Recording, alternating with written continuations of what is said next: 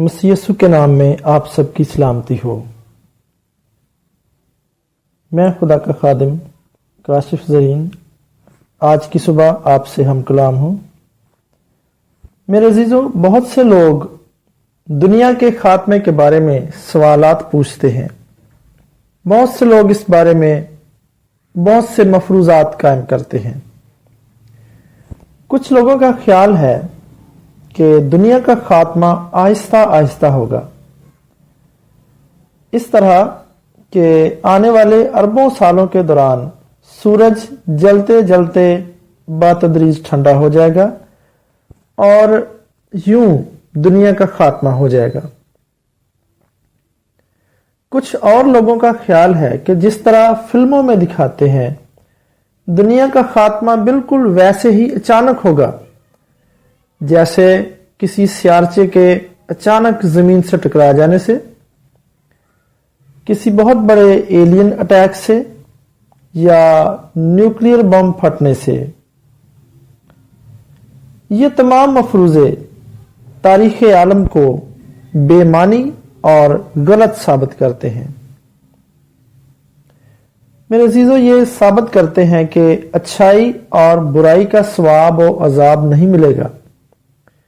یہ مفروضے ظاہر کرتے ہیں کہ کبھی انصاف نہیں ہوگا اور ہماری زندگیاں غیر حل شدہ سوالیہ پرچے کی طرح ہو کر رہ جائیں گی۔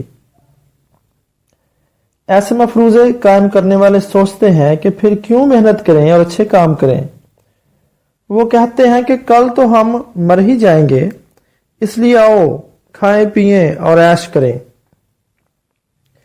لیکن میرے عزیزو، دنیا کے خاتمے کے بارے میں بائبل مقدس کیا کہتی ہے؟ اگر آپ بھی ایسے عام لوگوں کی طرح سوچتے ہیں تو خدا یسوع مسیح کا مردوں میں سے جلایا جانا آپ کو خبردار کرتا ہے۔ اعمال کی کتاب 17 باب اور اس کی 31ویں آیت میں لکھا ہے کہ خدا نے اسے مردوں میں سے زندہ کیا اور اس دنیا کے آخری دن خدا پھر یسوع کو واپس اس زمین پر انصاف کرنے کو بھیجے گا۔ وہ ہر بات کا حساب لے گا اور موت بھی اس روز حساب سے بچا نہ سکے گی،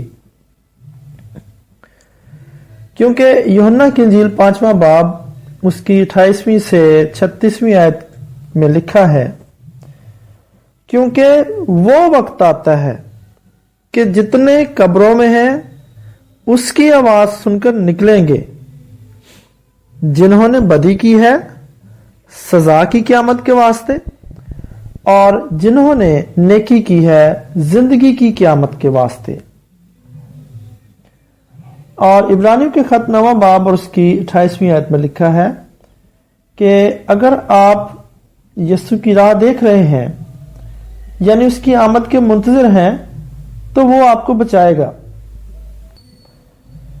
تسلنیکیوں کا دوسرا خط اس کا پہلا باب اور 7ویں سے 10ویں آیت بیان کرتی ہے کہ اگر آپ خداوند کی آمد کے لیے تیار نہیں ہیں تو وہ آپ کو آپ کے گناہوں کے لیے ابدی ہلاکت کی سزا دے گا۔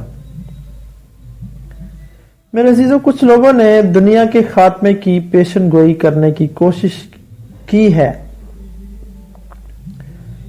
بہرحال متی کی انجیل اس کا 24واں باب اور اس کی آیت نمبر 42 سے 44 میں ذکر ہے کہ خدا یسوع نے بھی بیان کیا ہے کہ اس دن کے متعلق تم نہیں جانتے، نہ ہی اس کے بارے میں کوئی پیشن گوئی کر سکتا ہے،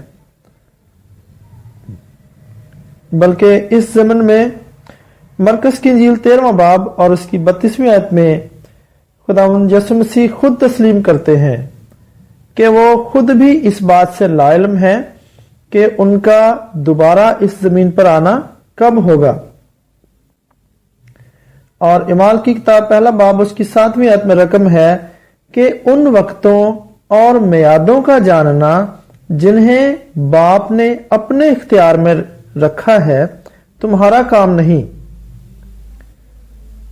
لیکن मत्ती की इंजील उसका 24वां बाब और उसकी 3 से 14वीं आयत में खुदावंद यीशु ने खात्मे के दिन के बारे में निशानियां बता दी हैं। यहां इस तरह से लिखा है, और जब वो जैतून के पहाड़ पर बैठा था, उसके शागिर्दों ने अलग उसके पास आकर कहा, हमको बता कि ये बातें कब होंगी और तेरे आने और दुनिया के आखिर होने का निशान क्या होगा।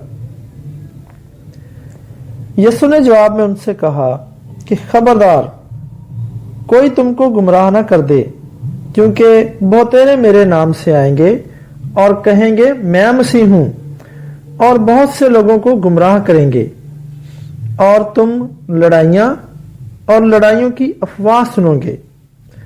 खबरदार, घबरा ना जाना, क्योंकि इन बातों का वाक़या होना जरूर है, लेकिन उस वक्त खात्मा ना होगा, क्योंकि कौम पर कौम और सल्तनत पर सल्तनत चढ़ाई करेगी, और जगह जगह काल पड़ेंगे और भौचाल आएंगे। लेकिन ये सब बातें मुसीबतों का शुरू ही होंगी। उस वक्त लोग तुमको एज़ा देने के लिए पकड़वाएंगे और तुमको कत्ल करेंगे, और मेरे नाम की खातिर सब कौमें तुमसे अदावत रखेंगी, और उस वक्त बहुतेरे ठोकर खाएंगे और एक दूसरे को पकड़वाएंगे और एक दूसरे से अदावत रखेंगे, और बहुत से झूठे नबी उठ खड़े होंगे और बहुतेरों को गुमराह करेंगे, और बेदीनी के बढ़ जाने से बहुतेरों की मोहब्बत ठंडी पड़ जाएगी, मगर जो आखिर तक बर्दाश्त करेगा वो नजात पाएगा। और बादशाही की इस खुशखबरी की मनादी तमाम दुनिया में होगी, ताकि सब कौमों के लिए गवाही हो, तब खात्मा होगा। मेरे अजीजों, कुछ लोग परेशान हैं कि 2000 साल से ज्यादा अरसा गुजर चुका है, अभी तक क्यों दुनिया का खात्मा नहीं हुआ, क्यों खुदावंद इंसाफ करने नहीं आया। मेरे अजीजों, इस बात का जवाब यह है कि खुदा तहम्मुल करके ठहरा हुआ है। खुदा हर रोज जानबूझकर देर कर देता है। खुदा ठहर जाता है। खुदा हर रोज हर किसी को अपने गुनाहों पर पछताने और खुदावंद यीशु मसीह पर ईमान ले आने के लिए अगले 24 घंटे दे देता है, ताकि वो बच जाए। खुदा किसी एक कबीले या सिर्फ किसी खास कौम का खुदा नहीं है। वो नस्ल परस्त भी नहीं है, बल्कि खुदा वक्त दे रहा है कि उसके पाक कलाम की खुशखबरी इस दुनिया की हर जुबान में, हर कबीले, हर कौम और हर रंग और नस्ल के लोगों तक पहुंचे, ताकि हर कौम और हर नस्ल के लोग बचाए जा सकें। अमाल की किताब पहला बाब और उसकी 11वीं आयत बयान करती है कि यीशु मसीह जरूर दोबारा इस दुनिया में आएगा, बल्कि खुदावंद यीशु ने खुद तमसीलात के जरिए हमें सिखाया है कि उसकी दोबारा आमद से पहले देर होगी। जैसे मत्ती की इंजील के 13वें बाब उसकी 24 से 30वीं आयत और 36 से आयत नंबर 40 में बयान है, और हमें खबरदार करता है कि इस दुनिया में हम जिस तरह खुदावंद के साथ सलूक करेंगे, वो भी अपनी दोबारा आमद के वक्त हमसे वैसा ही सलूक करेगा। मेरे अजीजों, दानिशमंदाना बात यही है कि हम खुदावंद यीशु की आमद सानी के लिए तैयार हो जाएं और दूसरों की मदद करें कि वो भी खुदावंद के इस्तकबाल के लिए तैयार हो सके। क्योंकि अगर हम अब खुदावंद के लिए जिंदगी बसर करें, तो तब ही हम खुदावंद और दूसरे ईमानदारों के साथ मिलकर अब्दी जिंदगी गुजारने का इंतजार करने के काबिल हो सकते हैं, हत्ता कि उन ईमानदारों के साथ भी जो पहले ही मर चुके हैं। और ऐसा तब ही होगा जब हम खुदावंद यीशु की ताबे फरमानी करें, उस पर ईमान रखें। खुदावंद यीशु हमें खबरदार करते हैं कि उनकी ताबे फरमानी करना और उन पर ईमान रखना हमारे लिए बहुत मुश्किल होगा, کیونکہ مسیحیوں کو اعزار رسانی اور مقدمہ بازیوں کا سامنا کرنا پڑے گا، مگر جو برداشت کرے گا خدا اس جہان میں اور آنے والے جہان میں بھی اس کا اجر اسے دے گا۔ غیر قوم لوگ شاید ایمانداروں اور مسیح کی عزت نہ کریں، لیکن جب وہ ان گنت فرشتوں کے ہمراہ دوبارہ اس زمین پر آئے گا تو ہر ایک آنکھ اسے دیکھے گی اور جانے گی، اور ایمانداروں کو بھی جان جائے گی کہ دراصل یہ کون لوگ ہیں، اور غیر ایماندار لوگ ہلاکت کے فرزند ہو کر خدا کی بادشاہی سے باہر رہیں گے، اور وہ انہیں باندھ کر باہر اندھیرے میں ڈال دیں گے جہاں رونا اور دانتوں کا پیسنا ہوگا۔ میرے عزیزوں، لیکن اگر آپ خدا یسوع مسیح پر ایمان رکھتے ہیں اور اس کے نام کی خاطر دکھ برداشت کرتے ہیں تو شادمان ہوں۔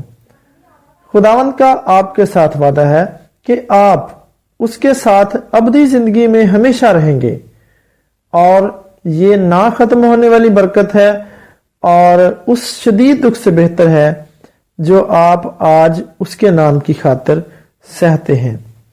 میری دعا ہے کہ خداوند آج آپ کو اس کی آمد ثانی کے لیے اور اس کے نام کی خاطر مصیبتیں اور دکھ برداشت کرنے کے قابل بنائے۔ آمین۔